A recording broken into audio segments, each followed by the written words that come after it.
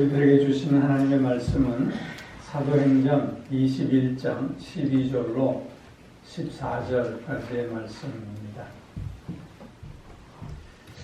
우리가 그 말을 듣고 그곳 사람들과 더불어 바울에게 예루살렘으로 올라가지 말라 권하니 바울이 대답하되 여러분이 어찌하여 울어 내 마음을 상하게 하느냐. 나는 주 예수의 이름을 위하여 결박당할 뿐 아니라 예루살렘에서 죽을 것도 각오하였노라 하니 그가 고난을 받지 아니하므로 우리가 주의 뜻대로 이루어지이다 하고 그쳤노라. 아멘. 오늘 말씀 의지해서 나의 길을 가는 삶이라는 제목으로 말씀을 드립니다.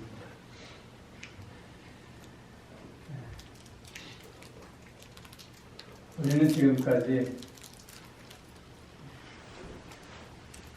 우리가 걸어온 그런 길이 있고 또 앞으로 우리가 걸어가야 할 길이 남아 있습니다. 우리가 어떤 길을 걸어왔는가는 아마 다 다를 것입니다. 그러나 그럼에도 불구하고 한 가지 공통된 점이 있지 않을까 합니다.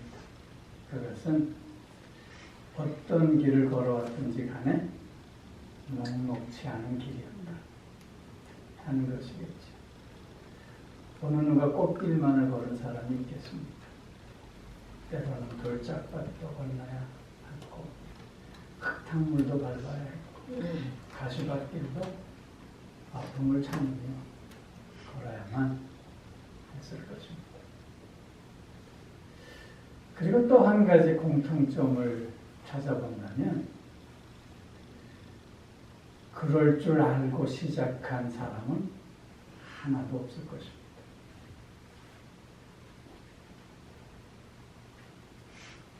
삶이 이렇게 녹록지 않고 고해, 고통의 바다다 라고 미리 알고 시작한 사람은 아무도 없지 않겠는지.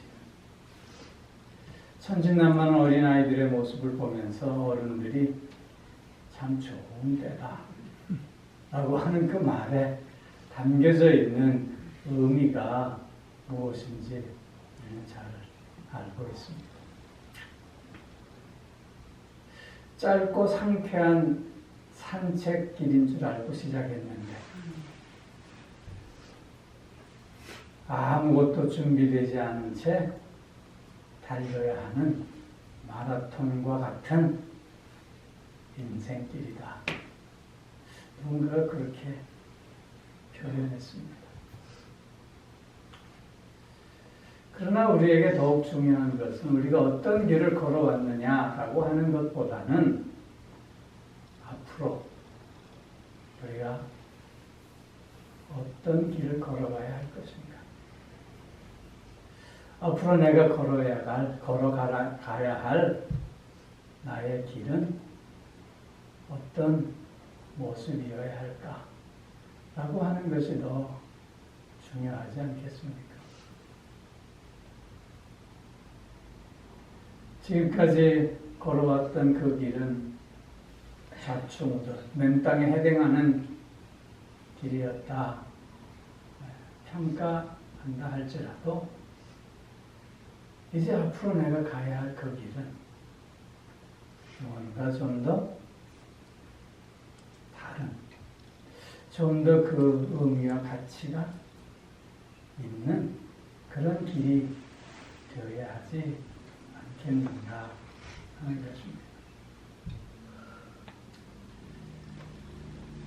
오늘 우리에게 주신 말씀을 통해서 우리가 그럼 앞으로 걸어가야 할 그 길이 어떤 길이 되어야 할 것인가에 대한 교훈을 같이 좀 얻었으면 합니다.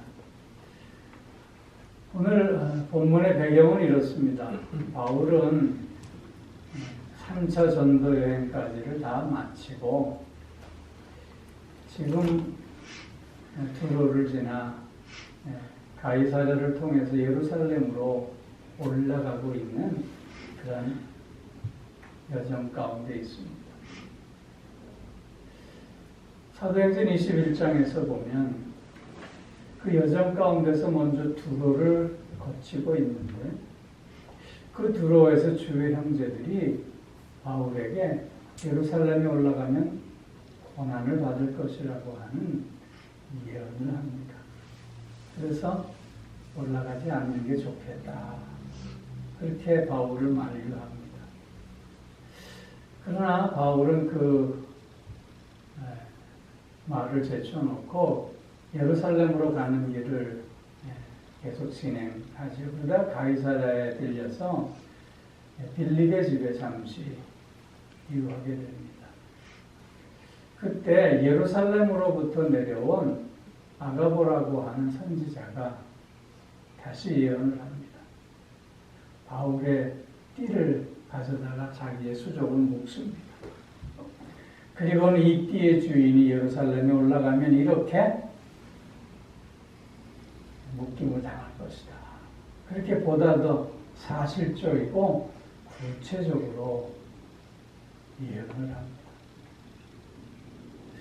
이런 예언을 듣고 바울이 어떻게 행동했는가? 바울 주변에 있던 사람들은 어떤 모습을 가졌는가? 그리고 이들은 결과적으로 어떻게 마음들을 하나로 모았는가를 살펴보면서 앞으로 우리가 가야 할 그 길에 대한 몇 가지 교훈을 얻고자 하는 것입니다.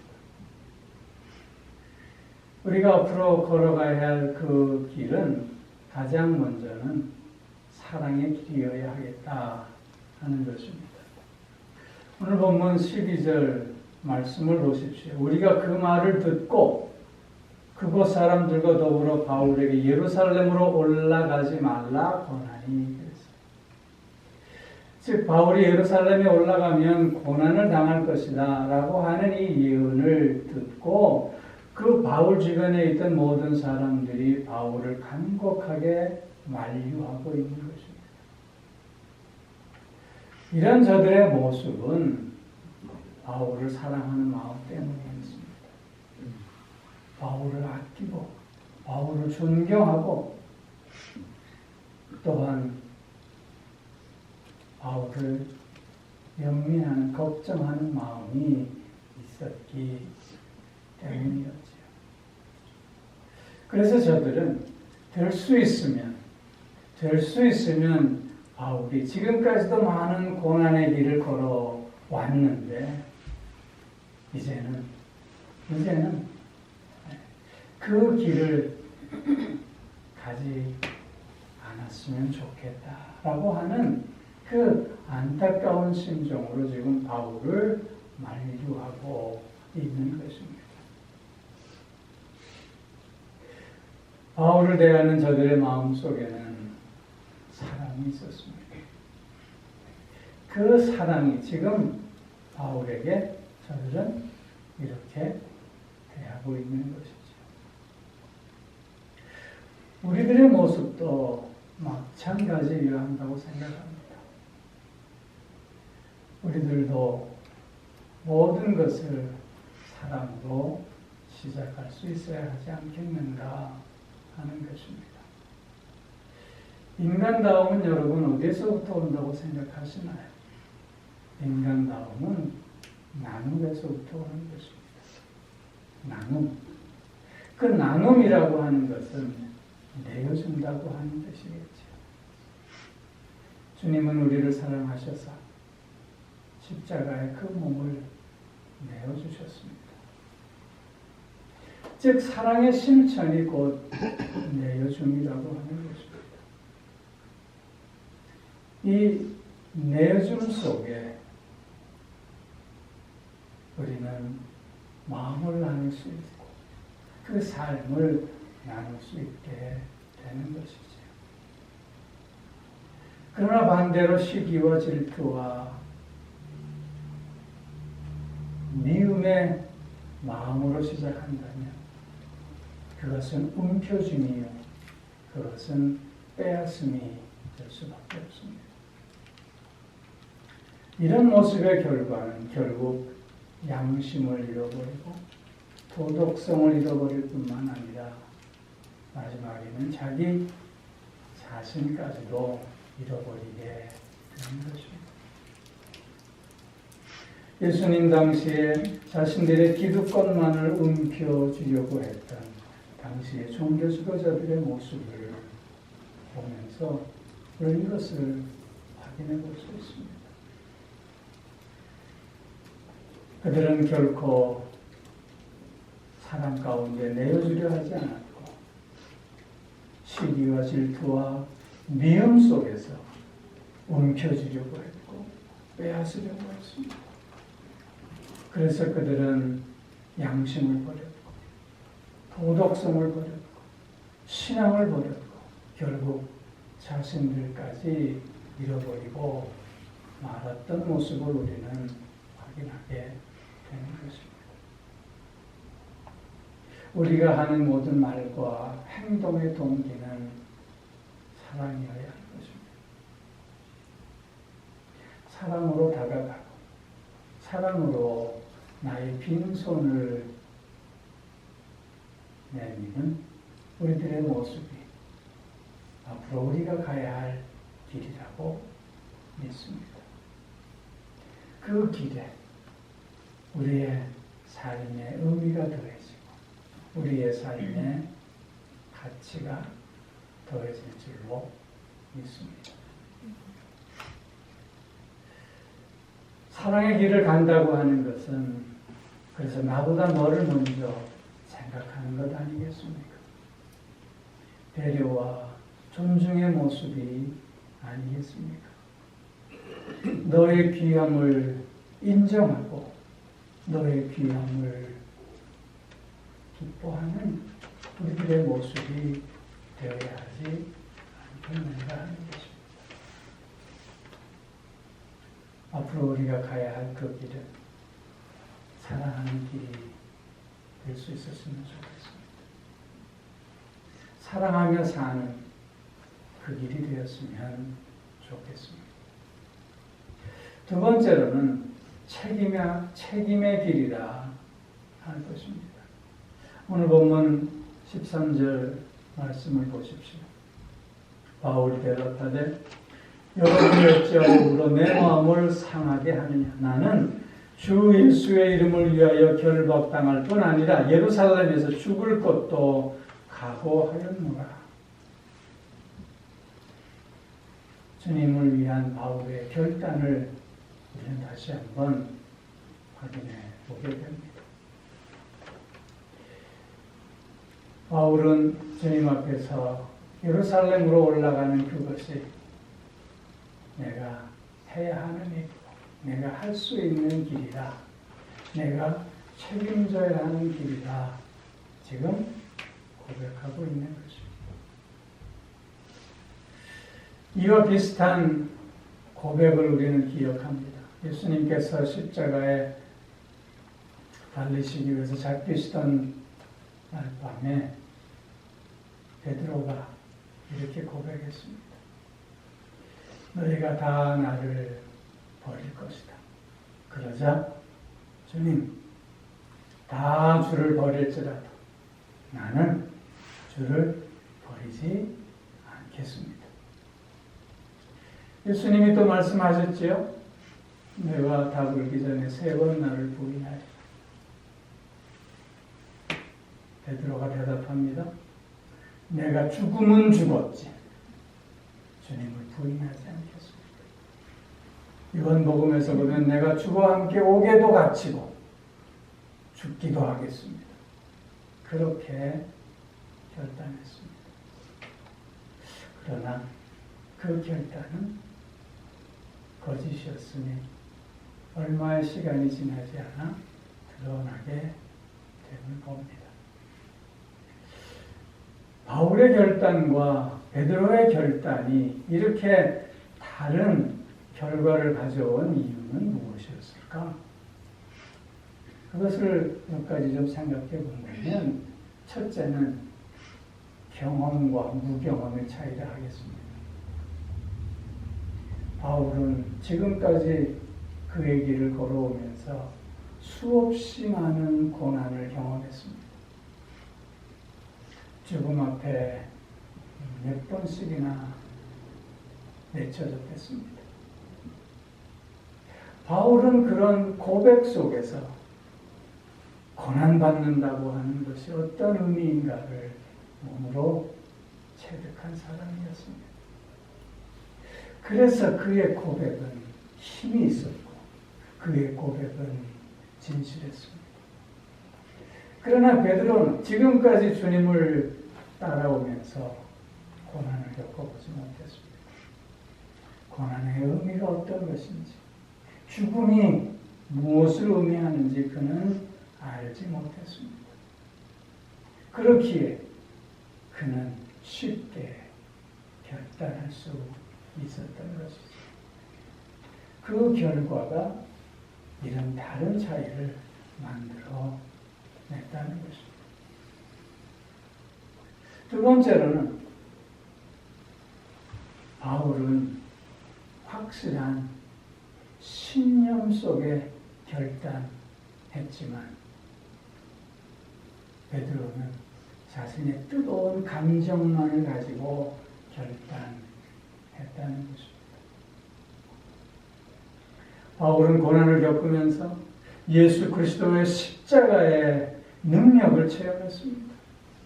십자가의 그 의미가 무엇인지, 주님이 나를 위해서 부활하셨다고 하는 그 사건이 나에게 어떤 능력이 되고 어떤 의미가 되는지 분명히 깨달았습니다.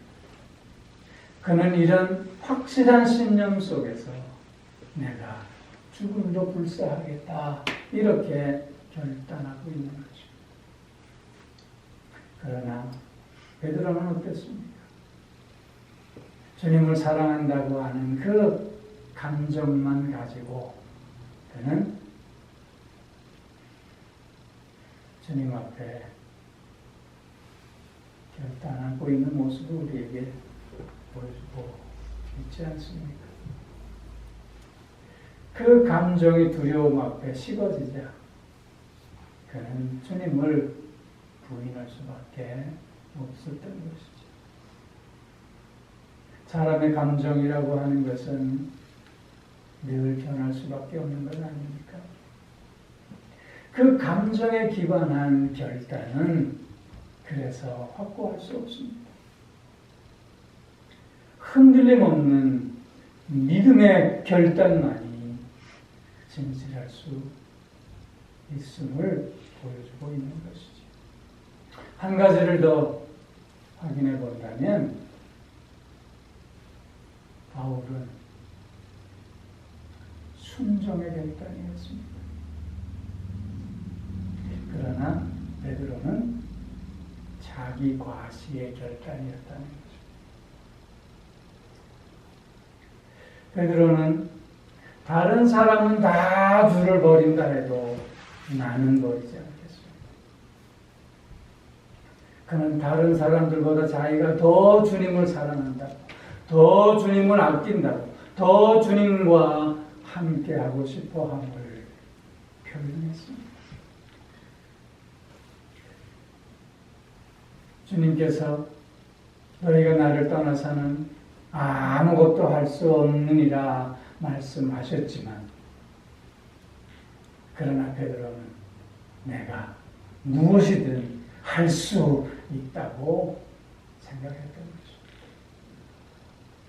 것입니다. 이에 반해 바울은 어떻습니까? 나의 나된 하나님의 은혜요 또한 내게 능력 주시는 자 안에서만이 내가 모든 것을 할 수 있습니다. 이렇게 고백하고 있지 않습니까? 내게 능력 주시는 자 안에서 예수 그리스도 안에서만 자기의 존재를 확인하고 예수 그리스도 안에서만 자기의 가야 할 그 길을 다시 한번 묻고 있는 모습을 우리에게 보여주고 있는 것입니다. 지금 사도 바울에게는 자신이 감당해야 할 두 가지 일이 있었습니다. 그 첫 번째는 구제헌금을 예루살렘 교회에 바르게 전달하는 일이었습니다. 기근으로 힘들어하고 있는 예루살렘 교회를 위해서 이방 교회들이 모은 그 구제헌금을 잘 전달하는 것이 바울의 첫 번째 책무였고, 또 하나 바울이 감당하고자 했던 책무는 지금 예루살렘 교회 안에는 유대인 기독교인들과 이방인 기독교인들 사이에 많은 갈등이 일어나고 있었음을 바울은 알았습니다. 그렇기에 그 갈등을 해소하기 위해 나는 예루살렘으로 가야만 한다고 생각하고 있었던 것입니다. 즉 그 일은 주님이 내게 능력 주시는 한 안에서 내가 감당해야 하고 내가 할 수 있는 일임을 그는 지금 고백하고 있는 것입니다. 그 일은 나만이 할 수 있습니다. 그는 주님이 내게 능력 주시는 한에서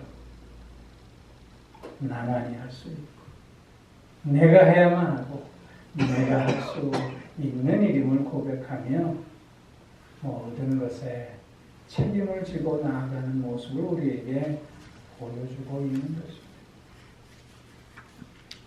우리도 마찬가지 아닙니까? 내가 감당해야 하는 일들이 있습니다.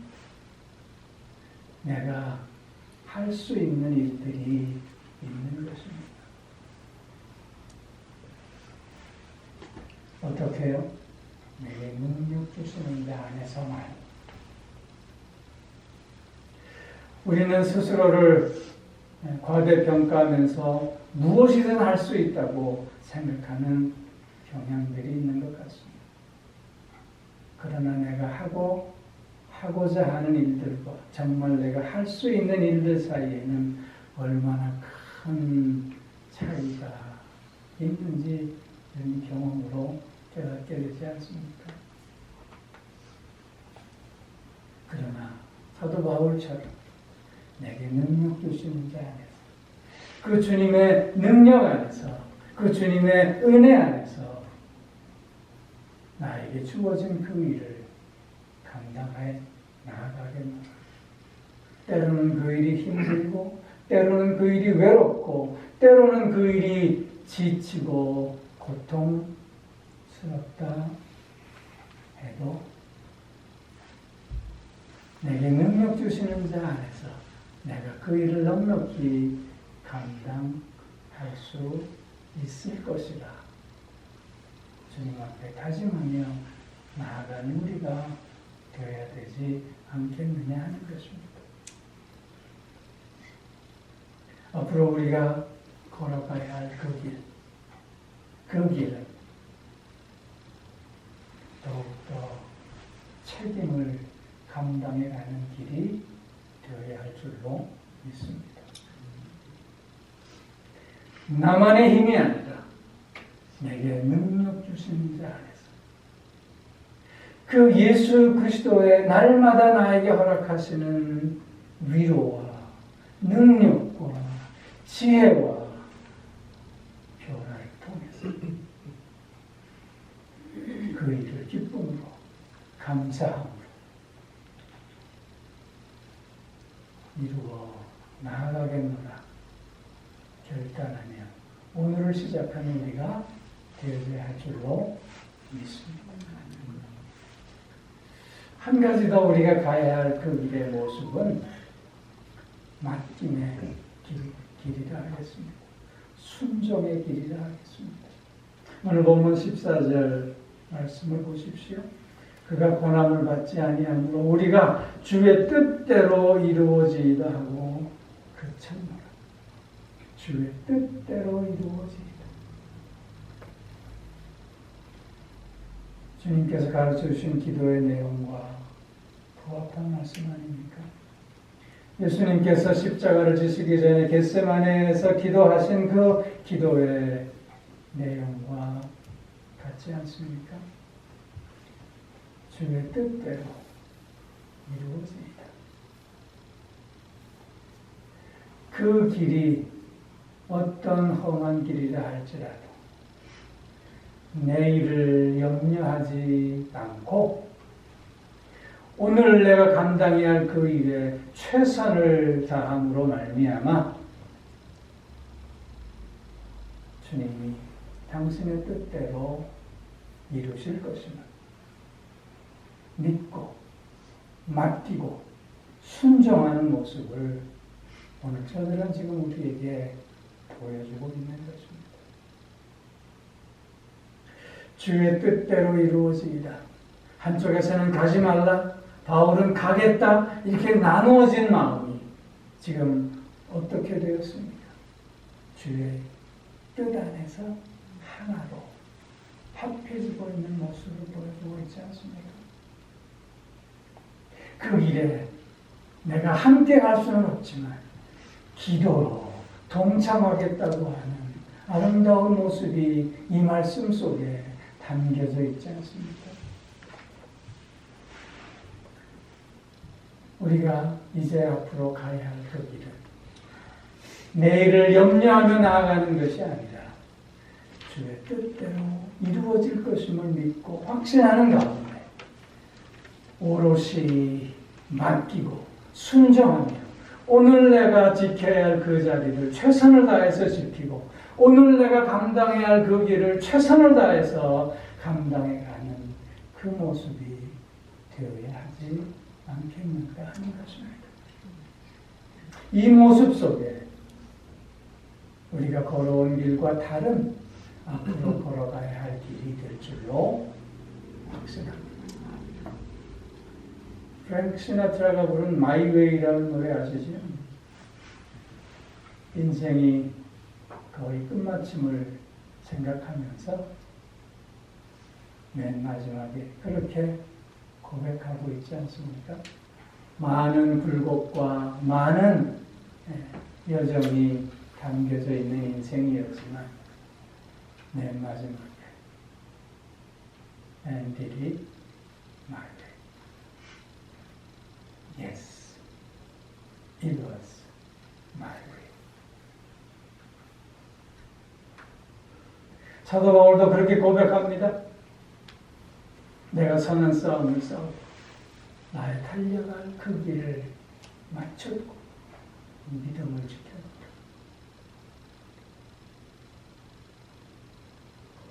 우리도 Yes, it was my way. 그렇게 스스로를 평가하고 그렇게 하나님 앞에 그 길을 걷게 하신 것에 감사 우리 모두가 꼭 되어질 수 있기를 주의 이름으로 축원합니다. 기도하겠습니다.